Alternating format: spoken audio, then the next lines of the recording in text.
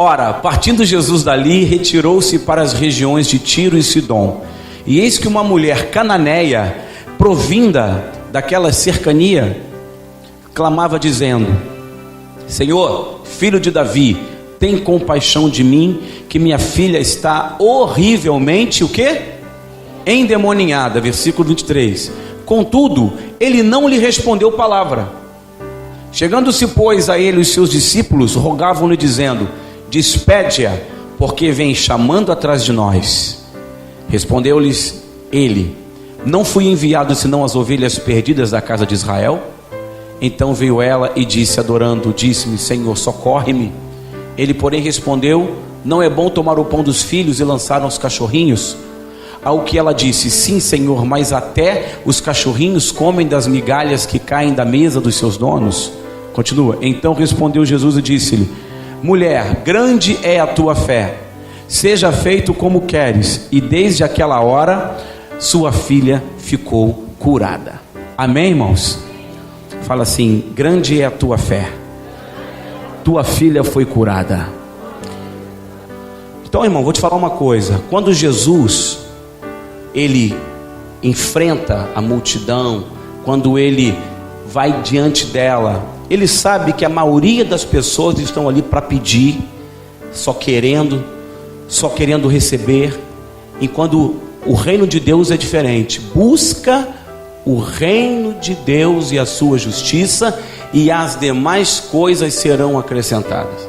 A matemática humana em relação às coisas que queremos de Deus está totalmente errada, porque nós queremos vir aqui para receber. Hoje eu vou na igreja receber uma bênção. Claro que você vai receber, mas para essa bênção descer do céu, para essa bênção vir sobre a tua vida, você tem que dar. Estou falando de dinheiro, não estou falando de nada monetário, estou falando da sua vida. Mais importante que dinheiro é a sua vida, amém?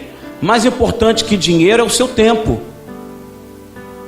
O que somos nós sem o tempo? Nós aprendemos em Apocalipse, no curso que fizemos aqui, que a coisa mais preciosa que o ser humano tem é o quê? É o tempo. Olha para você hoje e pega uma foto sua de 30 anos atrás. Olha como você mudou, não é? Olha como você está mais cansado. Então o tempo é o que você tem de mais importante na sua vida. Tempo. A pessoa que não sabe usar o tempo, ela não tem nada. Amém? Por isso que Deus cortou do homem o tempo. O homem ele era eterno. Adão era eterno. E Deus falou para ele, quando ele pecou: você só vai viver tantos anos e com o suor do teu rosto trabalharás. Lançou uma maldição sobre o homem. O homem é finito. O homem não tem tempo. Então, o que nós devemos fazer é buscar o reino de Deus enquanto há tempo. A Bíblia fala que a vida é como o conto ligeiro, é como o balançar de uma árvore. O tempo é como uma história que se conta e se perde. Deus é o Pai da eternidade. Ele tem tudo que nós não temos: tempo. Às vezes nós achamos que a nossa vida é muito corrida. Não é muito corrida não. Se você fizer os cálculos, a gente mais dorme, mais vê televisão, mais fica batendo papo, fica parado na rua, do que trabalha e faz as coisas de Deus. Eu dou aula de música e eu falo para os meus alunos: eu preciso que você estude meia hora por dia. E muitos pais falam: meu filho não tem tempo. Muitos alunos falam: eu não tenho tempo. Aí eu pergunto para ele: quanto tempo você dorme por dia? Vou exagerar, 8 horas. Quase ninguém dorme 8 horas. 8 horas. Sobrou quanto? Quanto tempo sobrou? 16. É isso mesmo? 16. Sobrou 16 horas. Aí você tira comida, escola, vamos tirar aí 10 horas. Sobrou quantas horas? 6 horas. Vamos tirar aí uma soneca, contou uma história, vamos tirar aí mais 4 horas. Sobrou 2 horas. Tira mais 1h30. Aí a pessoa fala: eu não tenho meia hora para estudar. Eu não tenho meia hora para ler a Bíblia. Eu não tenho meia hora para buscar. Eu não tenho meia hora para falar da Bíblia para o meu irmão. Isso é buscar o reino de Deus em primeiro lugar. O que nós podemos trazer dentro desse contexto para o que a gente leu? Aquela mulher, ela foi a Jesus buscar algo. Mas quando Jesus nega a ela o pedido, Porque ela fala: minha filha está miseravelmente endemoniada, a minha filha está caída no chão, não há mais salvação para minha filha. Jesus não respondeu nada para ela. Muitas vezes estamos orando, pedindo, buscando, vindo à igreja, mas Jesus está calado para você. Ele escuta? Claro que ele escuta. Ele sabe? Sabe. Mas por que a resposta não veio? Porque você tem que se render. Você tem que quebrar todo orgulho, quebrar toda a sua existência. Você tem que quebrar o vaso mesmo e se prostrar aos pés dele. Aí ele começa a te abençoar. Irmãos, aquela mulher, quando ela percebe o silêncio de Jesus, ela podia dar meia volta, porque ela não era hebreia, ela era cananeia. Ela não era da mesmas tribos que viviam ali. Então Jesus falou: não tenho parte contigo, você é pagã, você adora ídolos, você sacrifica outros deuses, e você saiu lá da sua cidade para vir aqui fazer o quê? Me pedir? Eu não vou deixar de dar comida para os meus filhos para dar para os cachorros, não. Oh, mas Jesus é tão malvado. Que Deus é esse? Já viu gente que fala assim: mas que Deus é esse que permite isso? Que Deus é esse? Que Deus, Ele é pai, Ele fala o que Ele quiser, Ele é criador, Ele manda e desmanda, o tempo é dele, tudo pertence a Ele. Se Ele quiser chamar de cachorro, Ele chama, se não quiser, não chama. Ele é o dono de tudo. Nós nunca vamos entender e compreender quem é Deus, como Ele age, o que Ele faz, a maneira, a estratégia dele. Desista de querer explicar e entender Deus. Você só consegue fazer isso através da fé. Fala assim: fé. É assim que se acredita em Deus. Você acredita que Tiradentes foi um lá dos comandantes que fez a revolução da independência lá no começo? Você acredita? Você estava lá? Ué, você leu. E a Bíblia, a gente faz o quê? Então você tem fé que ele existiu, né? Você tem fé que quem descobriu o Brasil foi Álvares Cabral. Você tem fé que tudo que a gente lê nos livros de história aconteceu? Mas na Bíblia a gente não crê. Na Bíblia a gente prefere debater, porque se trata de algo espiritual. Mas está escrito aqui, ó. Já tentaram de várias maneiras quebrar os textos bíblicos, desfazer de tudo que está escrito aqui. A própria Igreja Católica chamou vários livros de apócrifos, porque diz que eles não são inspirados pelo Espírito, e tentam mudar as traduções para ver se consegue sair fora dessa coisa, dessa magnitude de Deus. Mas não há como. Deus é Deus, e você só consegue entendê-lo, viver nele através da fé. Vou falar uma coisa para você que eu demorei para entender. Eu sou nascido na igreja, mas durante muitos anos, até 30 e tantos anos, eu não entendia. Por que ele é rico e o fulano é pobre? Por que ele tem uma cobertura lá na Barra da Tijuca e a pessoa, ou eu, ou fulano, mora num barraquinho na favela? Mas por quê? Que Deus injusto é esse? Não é injustiça. Deus é Deus, Ele trata o filho como Ele acha melhor. Você pode morar num barraquinho na favela e correr, jogar bola, andar, descer, subir o morro, subir, descer, e aquele camarada que mora lá na cobertura não tem uma perna. E aí? Ele mora numa cobertura, mas ele tem 5, 10 trilhas de cocaína para ele cheirar. Não é? Às vezes ele tem um carro importado, mas o filho dele sofre de câncer. A vida dele é uma desgraça. Deus é que sabe. Deus é assim, Ele age dessa maneira. E não adianta debater, não adianta achar que Ele é injusto, não adianta ficar perguntando que Deus é esse, e nem dar ouvido a vozes lá de fora que ficam falando: você é fanático, você é isso, você é religioso, você vai lá na igreja dar dízimo pastor. Eu hoje só falo de Deus, só prego para quando eu vejo quando a pessoa tem um coração aberto, quando a pessoa tem um coração que é uma boa plantação. Eu não fico tentando convencer ninguém lá fora a ser crente, não, irmão. Eu não fico convencendo o diabo a ser crente, não. Jesus escolheu 12 discípulos e Ele falou: eis que um deles é um diabo. Era discípulo, mas é um diabo. Está na Bíblia isso. Então você vai andando, vai olhando, entra num táxi, viu que aquele coração é uma terra boa, fala de Jesus para aquela pessoa. Você vai sentir aquela pessoa recebendo bem a tua palavra. Tem aquelas pessoas, não quero nem ouvir falar desse negócio desses ladrões aí de igreja não, hein? Pode largar para lá, irmão. A Bíblia diz que quando Jesus entrou em Cafarnaum, ele pregou e as pessoas levantaram e foram embora. Ele levantou, sacudiu a poeira e foi embora também, foi para outro lugar, foi pregar em outro lugar. Só que essa mulher, ela fez diferente. Ela resolveu se submeter. Ela resolveu descrer daqueles deuses cananeus. Ela resolveu descrer de tudo que ela achava, de todo o orgulho, de tudo que ela pensava. Jesus tratou ela, vamos dizer assim, com certa grosseria. E o que ela fez? Senhor, eu posso ser uma cachorrinha, mas eu estou debaixo da mesa esperando qualquer migalha que você me der. O mal nosso hoje é que nós não queremos migalha não, nós queremos tudo. Ah, Senhor, eu quero. Peça as migalhas de Deus. Uma migalha de Deus é o suficiente para resolver a sua vida. Uma migalha, um pedacinho de pão que Deus dá para nós, né? Falando aqui, parafraseando, um pedacinho de pão que ele der espiritual é o suficiente para matar a nossa fome. Ele falou para aquela mulher samaritana: essa água que você bebe do poço, você vai continuar tendo sede, mas a água que eu te der vai matar a tua sede para sempre. Agora você precisa querer beber. Joga fora tudo que você aprendeu de ruim sobre Deus. Desmancha, quebra. Se force a isso e tenha fé. Jesus vai mudar a sua vida. Amém, irmão? Você vai vir aqui 40 dias orar, mas você precisa quebrar o barro. Você precisa entrar debaixo da mesa de Deus e esperar a migalha chegar.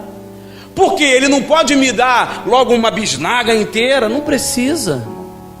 Não há necessidade. Deus sabe o que é melhor para cada um. Deus sabe o seu coração. Você conhece o seu coração. Eu, quando eu chego de manhã, que eu acordo, me olho no espelho, que eu me olho bem lá dentro do meu olho, quando eu olho para mim, eu sei quem sou eu. E eu sei se eu mereço ou não as coisas de Deus. Eu sei se eu estou em pecado, eu sei se eu estou desagradando a Deus, eu sei de tudo. Então eu não posso ser hipócrita comigo mesmo e com Deus e falar: Deus me abençoa. Deus não é bobo. Deus está vendo a pessoa que deixa de vir na igreja por causa disso, por causa daquilo, a pessoa que tem ira no coração, a pessoa que está magoada, a pessoa que está prostituindo, adulterando. Deus sabe tudo. Além de você, Deus também sabe. Deus sabe se na rua você faz coisas que desagradam, que desonram os olhos de Deus. Deus está vendo. E não adianta. Você pode esconder de todo mundo, não pode? Mas você pode esconder de Deus? Não pode. Ele tem o olho que tudo vê. Ele sabe tudo. Ele conhece o profundo e o escondido. Ele conhece até a tua medula óssea. Ele sabe exatamente que tipo de DNA você tem. Ele sabe o teu pensamento mais escondido. Ele sabe o teu segredo mais bem guardado. Então não adianta você querer bancar o bonitão diante de Deus, porque Deus não vai abençoar se você não quebrar o vaso. Eu falo para Deus: Senhor, me quebra todo dia. Não espere que eu me quebre não. O Senhor pode me quebrar. Porque às vezes a gente tem medo de se auto-quebrar. Às vezes a gente fala assim: eu preciso mudar a minha natureza. Qual é a sua natureza? Você é uma pessoa difícil de lidar? Se você é uma pessoa difícil de lidar, como é que Deus vai te abençoar? Porque Deus te abençoa através das pessoas. O que Davi disse? Deus está comigo entre aqueles que me ajudam. Mas você é uma pessoa tão difícil de lidar que a bênção não chega para você. Você é uma pessoa tão arrogante, você é uma pessoa tão prepotente, tão chata, tão enjoada, tão brigona. Tem pessoa que você já olha de longe assim, não quer chegar nem perto. Por quê? Porque a pessoa não quer quebrar. A pessoa não quer entrar debaixo da mesa. A pessoa não quer a migalha não. Ela quer a bisnaga inteira, um pão plus vita completo. Com presunto, queijo, já tudo pronto. E não adianta, com Deus não adianta, porque Ele é dono do tempo, entendeu? Então, Quando você não se quebra, você perde o seu próprio tempo, e isso é pior só para você. Hoje eu fiquei feliz, eu peguei um trabalho para montar um equipamento de som numa igreja, e eu cheguei lá 9 horas da manhã. Quando eu olhei era 3 horas da tarde. Falei, caramba, todo o meu tempo foi gasto fazendo isso aqui. Almocei, voltei, corri para casa, troquei de roupa, tomei um banho, chamei a rapaziada aí para vir comigo, viemos, já cheguei aqui. Isso eu gosto. Todo o seu tempo gasto na obra de Deus, isso é muito bom. Minha mãe falou uma palavra aqui sobre a festa dos tabernáculos. Ela disse, venha todos os dias. A gente coloca dificuldade para tudo. Irmãos, Jesus não pôs dificuldade nenhuma para morrer por você. Qual foi a dificuldade que ele pôs? Me aponte uma dificuldade que ele colocou para morrer por você. Nenhuma. O próprio pai virou as costas para ele e falou, termina a tua missão, cara. Termina a tua missão. E ele aceitou e terminou a missão. Amém, irmão? Então, vem esses 7 dias, até porque a festa dos tabernáculos são 7 dias, e os judeus até hoje, eles saem de todas as partes do mundo, migram para Israel, ficam lá 7 dias, não vão passear não, eles vão cumprir todas aquelas liturgias religiosas nos 7 dias. Você não conhece um judeu pobre, muito difícil, só se ele for muito ruim de cabeça mesmo. Porque eles são muito organizados, eles respeitam muito as tradições judaicas, eles são muito abençoados, eles sabem quem é o Deus deles, eles não entram em nenhum lugar religioso se não for com o kippá. Sabe para que serve o kippá? Pode falar. Sim, ele está sempre abaixo de Deus. Aquilo ali é uma espécie de, como se fosse uma separação entre algo que está acima. Você chega no Muro das Lamentações, eu já fui 4 vezes ali e estou orando a Deus para voltar lá. Quando você chega no Muro das Lamentações, você vê milhares de judeus, meninos, criancinhas assim, ó, batendo a cabeça no muro. Aquilo ali parece uma coisa louca, né? Mas é concordando com tudo que está ali. Ele orando e concordando, orando e concordando. Parece estranho, né? Mas dá certo. A nação, os maiores bancos americanos são judeus. Os Estados Unidos só deve dinheiro para os judeus. O FMI pertence aos judeus. Os judeus detêm praticamente todas as minas de diamante da África. Por quê? Porque eles se colocam mesmo lá debaixo mesmo de Deus. Aí são abençoados. A gente acha eles estranhos, mas não são. Eles são abençoados. Isso vem através da fé. Quer ver? Abre aí, Hebreus capítulo 13, versículo 1. Vocês estão entendendo? A minha mensagem dura meia hora. Falta 7 minutos, nós vamos terminar. Hebreus capítulo 13, versículo 1.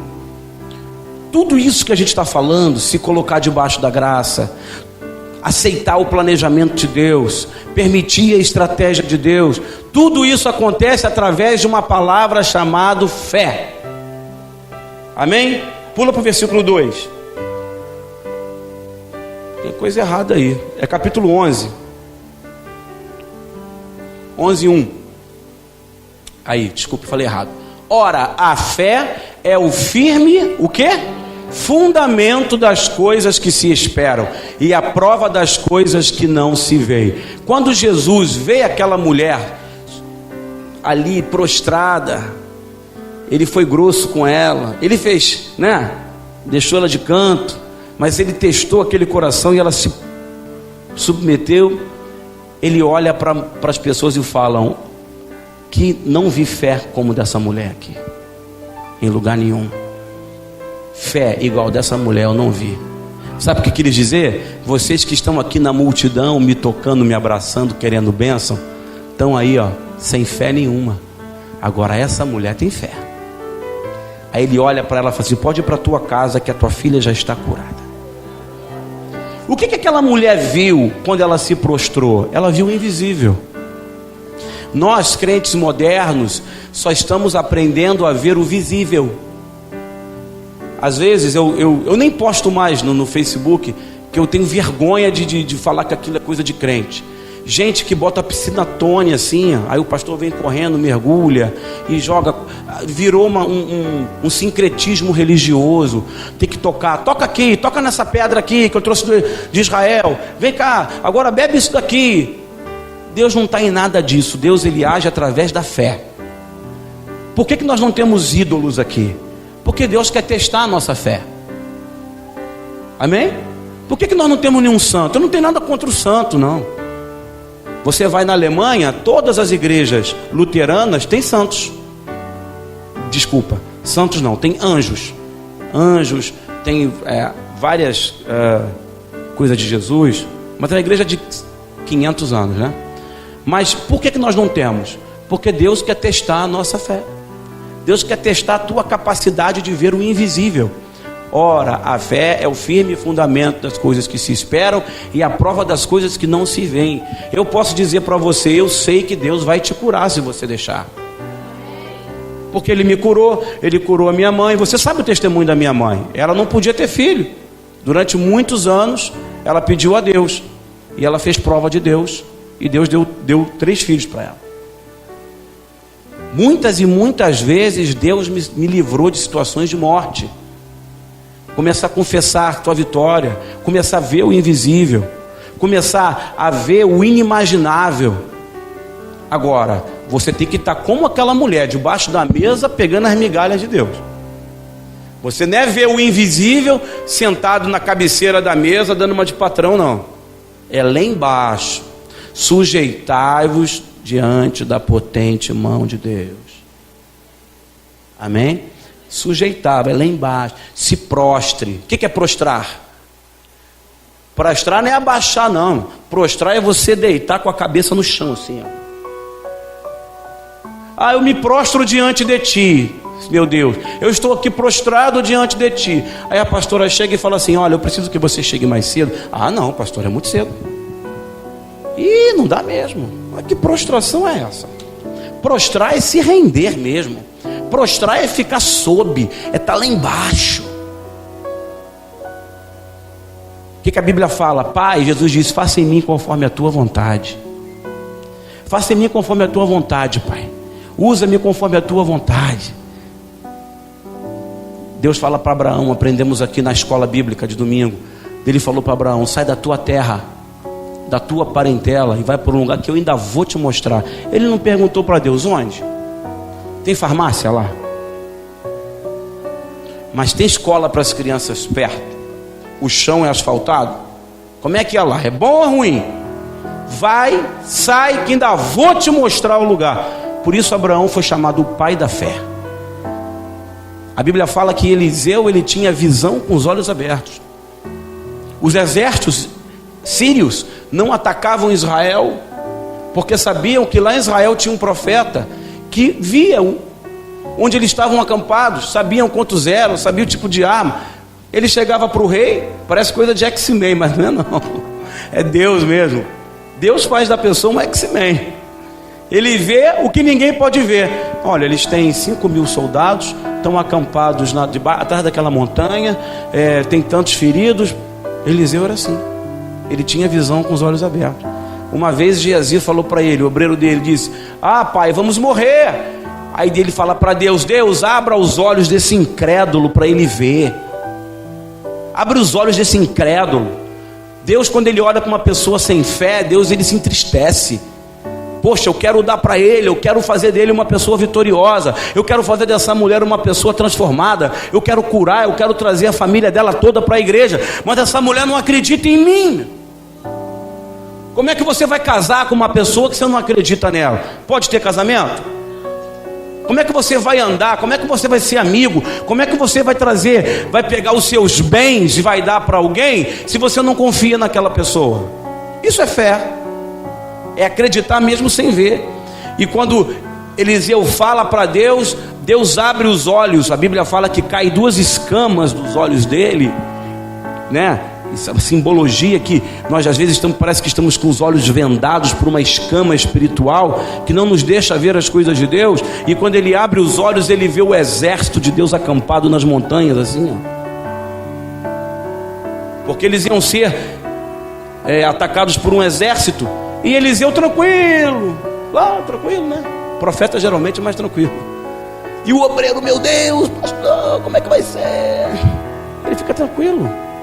E quando ele abre o exército de Deus acampado, cavaleiros, carros de fogo, e é isso que está nos protegendo hoje e nós não vemos. David Wilkerson, quando ele chegou em Nova York, isso na década de 60, quando ele viu a cidade, ele viu um cinturão de demônios em volta da cidade. Ele foi, orou, jejuou 40 dias no centro da cidade e falou: eu quero quebrar agora esse cinturão de demônios e coloque em volta dessa cidade um cinturão de anjos. Quando ele olhou para o céu, ele viu uma batalha no céu. Você acha que não tem um cinturão de anjos em volta dessa rua aqui, não? Você acha que não? Deus é tremendo. Ele é Jeová. Isso eu aprendi com um rabino em Israel. Jeová é o Lion Olam. O Senhor meu Deus é tremendo. Amém, irmão? Não há nada impossível para Deus. Não há nada difícil para Deus. Então Ele quer sarar, Ele quer curar, Ele quer libertar. Mas você tem que acionar a fé. Você tem que acionar, você tem que ligar o start da fé. A fé de ser um crente, de ser uma pessoa mudada, de aceitar Jesus, de se batizar nas águas. Você tem que fazer o cânone. O que é o cânone? É um caminho que vai te levar até as coisas de Deus. É a liturgia que vai te levar às coisas de Deus. Deus quer ver você nas águas. Deus quer ver. Ah, mas eu não preciso. Deus quer ver. Se você não é casado, Deus quer ver a aliança no teu dedo, o papel assinado e a bênção do pastor na sua vida. Deus quer ver. Ah, mas ele sabe. Ele sabe, mas ele quer ver. Ele quer ver até onde vai a tua fé. Ele quer ver quem é você. Ele quer ver se você acredita nisso aqui, ó. É fácil? Não é fácil não, tá? Agora você quer a bênção? Então, meu filho, entra no caminho. Porque o caminho é estreito e cheio de espinhos. Para terminar, Romanos 10, 17. Não é uma mensagem agradável, né? Mensagem agradável é aquela: você vai sair daqui cheio de dinheiro, você vai sair daqui com muito dinheiro, vai ficar rico, esse carro velho vai... Eu tinha um Vectra Challenger de 2000 a 2005. Aí minha vida virou de ponta cabeça. Eu comprei um Fusca 72. Acho que teve os mais antigos que conheceram o meu Fusquinha. Minha mãe orava: meu Deus, troca o carro desse menino, que carro velho, Jesus. Eu fiquei com esse carro 5 anos. 5 anos de Fusca. Uma vez fui tocar na Barra. A única coisa que eu me lembro é eu na chuva, com o pneu furado, empurrando o carro, tentando chegar no local. Sofri muito com aquele carro, né? Alguém podia falar: meu Deus, tadinho, mas que Deus é esse que permite o menino? Trabalha, meu filho. Quando você voltar lá, quando você fizer o cânone, voltar tudo de novo até aqui, aí sim eu vou te dar um golzinho. É o que eu tenho, um gol bolinha 1.0. A gente quer que Deus faça um milagre sem a gente ter fé. A gente quer que Deus nos dê tudo o que queremos, tudo errado. Não dá, né? Você faria isso? Acho que não. Logo, a fé é pelo ouvir. E o ouvir do quê? Pela palavra de Deus. A fé é um músculo, digamos assim, espiritual. Você pratica e ele vai se fortalecendo. Amém? Você vai fortalecendo a fé.